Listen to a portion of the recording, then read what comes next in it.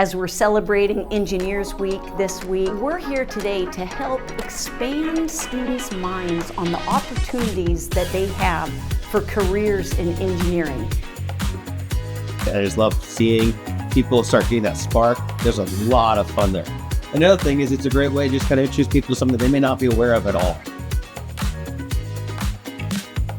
We just love Engineers Week. It's a great way to just sort of celebrate the discipline, kind of look at a chance to see all the different things that we're doing, and just a chance to make the connection of the next generation is actually here today for some of the things we do. I think one of the reasons it's important to partner with Baylor for Engineering Week is to make sure that our students know that there are resources out there locally, colleges and universities, and opportunities for them to expand their knowledge base. These are practical things and careers that they can be interested in now, things that they don't have to reach so far to achieve.